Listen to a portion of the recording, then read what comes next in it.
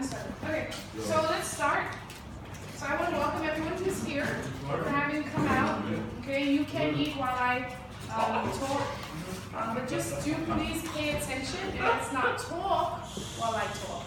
So if your mouth is moving, you wouldn't be talking, right? So, excuse me. Please, thank you.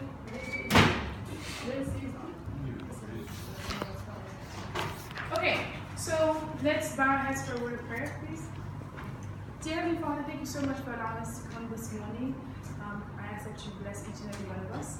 Bless those who are on their way, bless in their steps. Father, please allow us to get a message from the lesson of last week, something that we have not seen when we studied, or just to reinforce what we have learned. Help us to apply it to our lives so that we may get closer to you. In Jesus' name we pray. Amen. Okay, so the memory text, we are studying which lesson? This is the third lesson, right?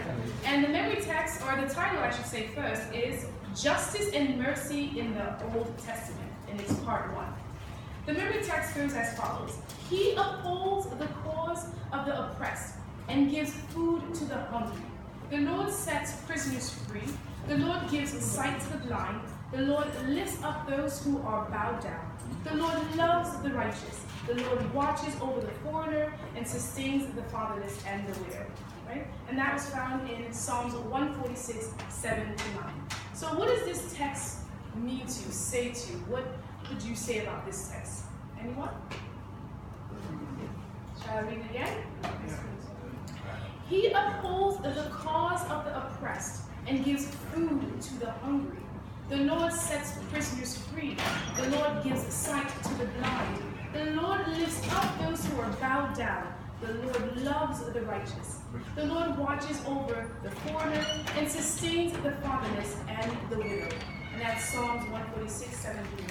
So tell me, any thoughts? One thing that I noticed is that it's kind of like a pattern.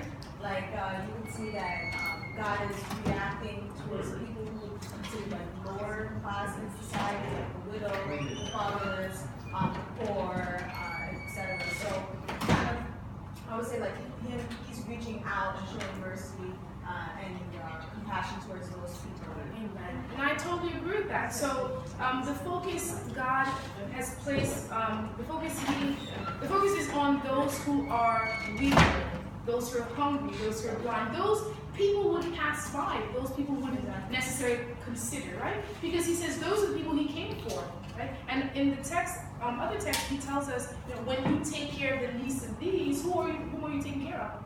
Himself, right? So he has a very keen liking to people who have low, like who are meek, who are low, who are lowly, who other people don't regard, right? So let's move on. So it says, recent figures suggest that the gap between the rich and the poor is increasing. According to economist Chris Matthews, this is partly because we have better tools for measuring inequality, but there is no doubt that the rich are getting richer, right? In America during the late 1970s, the share of the total income earned by the top 1% of families was less than 10%. And it goes on to explain how inequality in this country and around the world is like rampant, right? So this kind of speaks to the text. So we're living in a world where the rich are getting richer and the poor are getting poorer. And there's such a gap between the two that it's really obvious, right? And it's not to say that God is not a God that blesses and gives riches. You know, those people who do have riches, he allows it, right? He gives them the capabilities, the wisdom, the ability to obtain goods, material wealth, and all of that, right?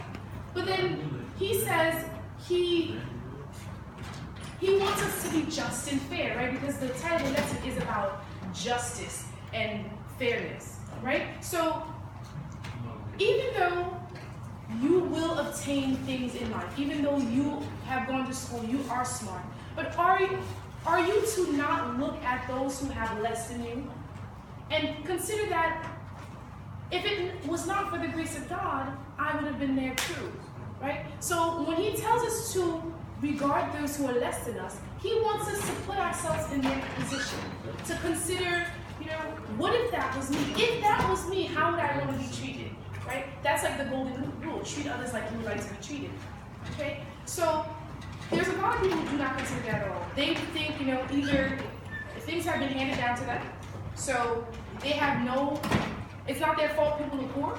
It's not their fault, you're sick or you don't have. So because it's not their fault, they take liberties to do whatever they please. But God says that doesn't matter. It doesn't matter whether or not it's your fault, right? It matters that you show me that you care. So one of the people that he wants us to care about, he says he wants us to care about the people who are poor. He wants us to care about who else? People who are what? Blind, right? Who else? People who are widowers. All of these people are people who are disadvantaged. He wants us to care about them. He wants us to help them, right? Because that is what the Christendom is all about, right? So then it goes on to say, the Bible is clear that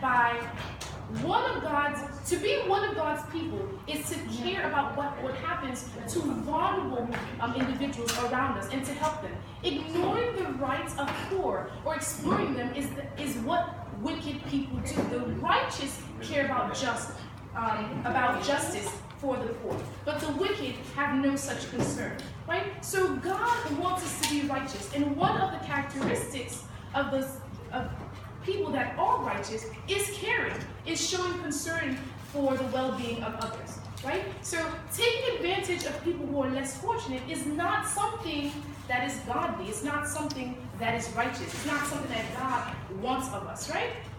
So it talks about the Old Testament and how the Israelites, God blessed them in so many different ways. He said that he called them, and we take example for them too, that he called them to be at the head, to have riches. And when people were to look at them, they were to say, wow, like, where are all these blessings coming from? And then they would be directing people to Christ, right? But then, at their times of need and want and deprivation, right, those times came onto them because of what?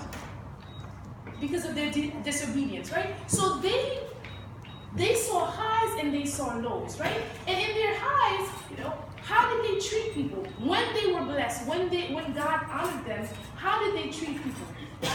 Were they kind? Were they inclusive? What did they do? They were unjust. They wanted to exclude other nations. And yes, God says not to take part, but one of the things that God wants us to do, he wants us to take the message out into the world and to preach his word, to preach the gospel.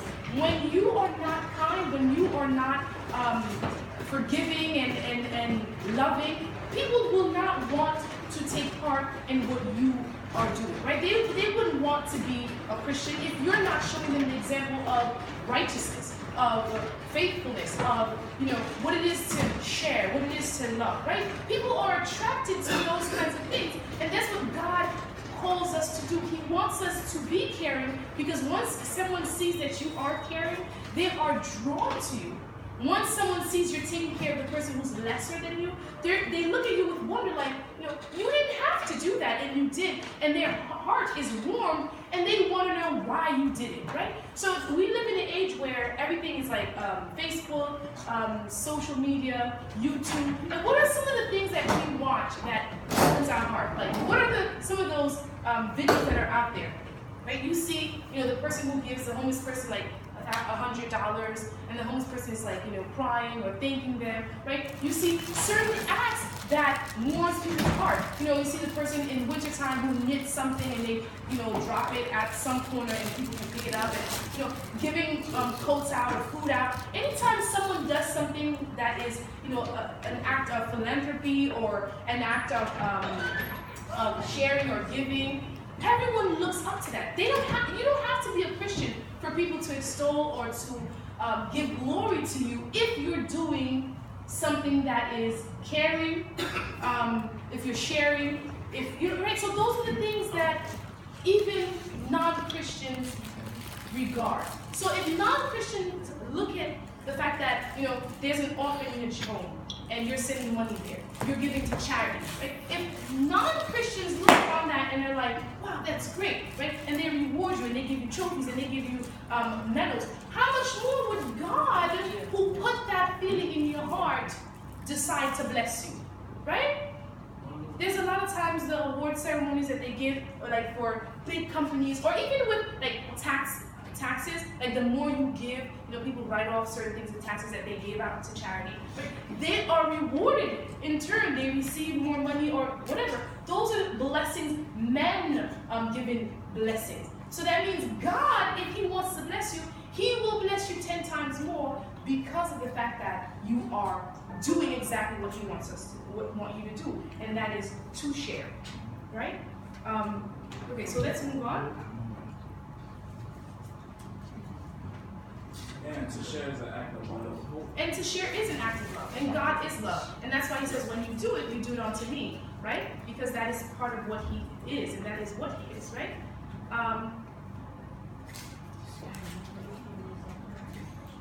And we can see even when the person doesn't know about God, but if he does, this actually, God always blesses them. They have always more and more and more and more. No matter what, because God will up. It's just following by them. Or sometimes they even push off God's goodness. It's true. So we continue, and it says,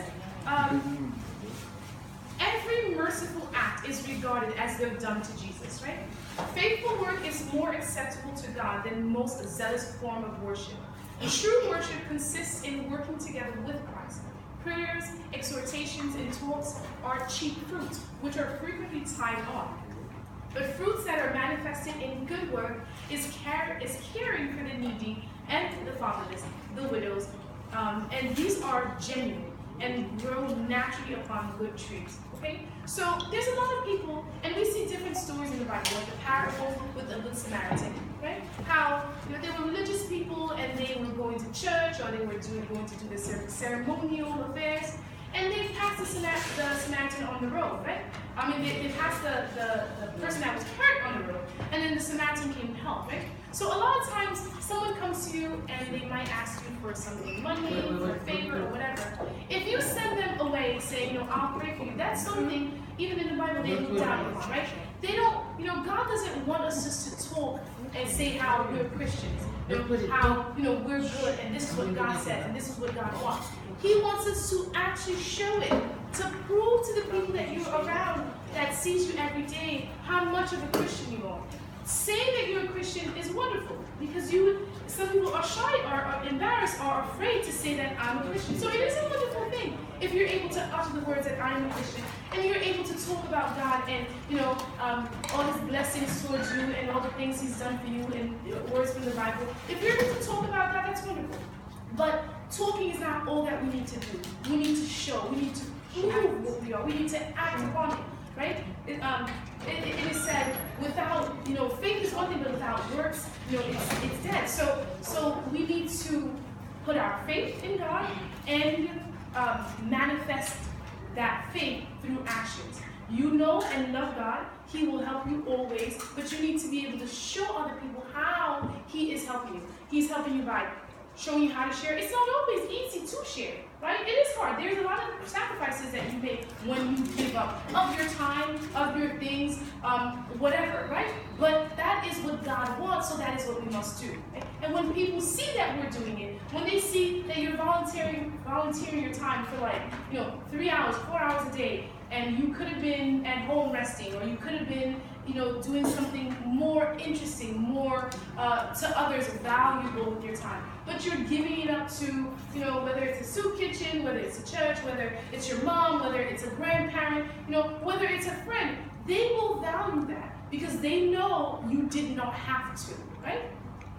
Yeah, God wants us to share, but He also showed us how to share. Exactly. Right? Because He shared His Son, right? So.